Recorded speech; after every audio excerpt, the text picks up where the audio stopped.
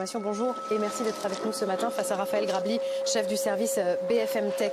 Comment lutter contre les fake news? Emmanuel Macron vient d'installer une équipe d'une quinzaine de personnes, des universitaires, des personnalités qui devront nous faire des propositions sur la fin de l'année, en particulier pendant la campagne électorale, pendant les campagnes électorales à venir, pour lutter contre les fake news.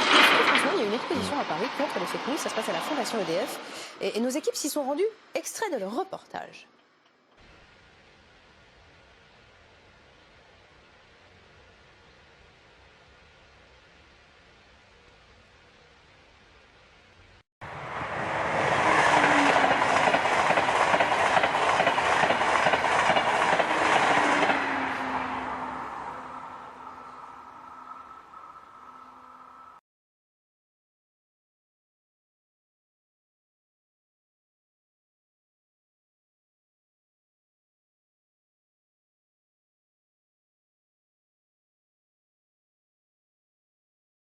Le patron du MEDEF, Geoffroy Roux de Bézieux, et Laurent Berger, le secrétaire général de la CFDT, appellent d'une même voix à une plus forte vaccination.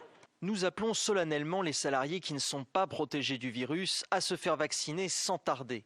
La Tribune évoque ensuite la piste d'une obligation vaccinale.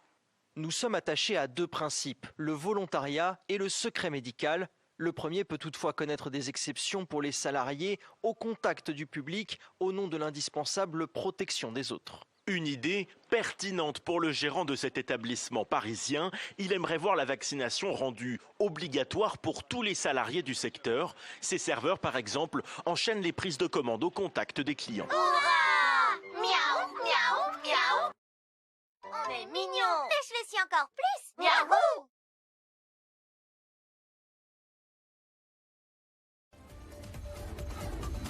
Good Morning Business. Le débat. Le quoi qu'il en tout coûte était tellement généreux, Nicolas, qu'il a fait des heureux. Alors on le savait qu'il y avait des effets d'aubaine, des cas visiblement où les aides avaient dépassé les pertes. Et que des établissements avaient probablement vécu ces 18 mois mieux en étant fermés qu'en étant ouverts. Ah oui. Il y a quand même une sorte de paradoxe. Et là, on commence à avoir des éléments d'analyse, des éléments un peu d'observation qui sont pas trop au doigt mouillé. Et donc le Conseil d'analyse économique, en fait, à la base, faisait une enquête sur la situation financière des TPE, PME, entreprises individuelles.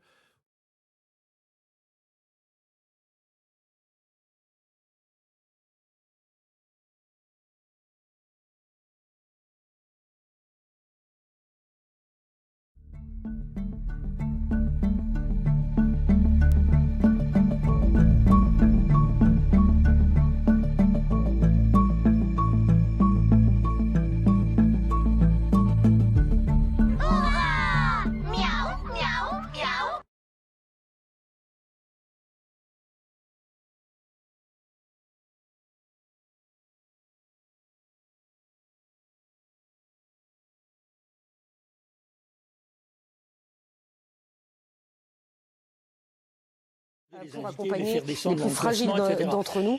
C'est vrai que ça devient un dossier compliqué à gérer, c'est une bombe. Alors, ça devient un dossier compliqué à gérer. Effectivement, l'INSEE a annoncé ce matin une hausse de 2,1% des hausses de prix sur un an. Il faut se rappeler que quand on se replace un an en arrière, on était à 0%. Il y a 2 ans, on était à 1%. Alors, pour le moment, c'est vrai que la hausse reste cantonnée au prix de l'énergie quand on regarde la décomposition. Good Morning Business. Le débat. On est mignons. Lèche-les-ci encore plus. Miaou! Comme les techniques ont progressé et sont capables en fait de donner un caractère de véracité aux fake news en développant finalement des moyens assez simples. Quand on voit ça, on se dit qu'il faut se méfier de tout et tout le temps. Finalement, chaque fois qu'on voit un truc sur un écran, on se dit est-ce que c'est vrai, est-ce que c'est pas vrai? Donnez-nous des exemples qui peuvent peut-être nous montrer que les fake news sont potentiellement partout. Il y a un exemple que je trouve assez caricatural, notamment sur la vaccination, et c'est quelque chose qui a beaucoup tourné, qui paraissait incroyable. C'est la rumeur selon laquelle le bras serait aimanté en fait après la vaccination. On a vu tourner des images comme ça sur les réseaux sociaux. Au début, je pensais que c'était anecdotique, mais en fait, on a vu que ça fait vraiment autour de moi, il y a des gens qui sont venus me voir en me disant écoute, Raphaël, est-ce que c'est vrai que après une vaccination, on peut avoir le bras aimanté? Et donc c'est absolument incroyable. Alors évidemment, c'est pas difficile à vérifier. Alors c'est pas difficile à vérifier, mais le problème c'est qu'on pose son téléphone ou une pièce, etc.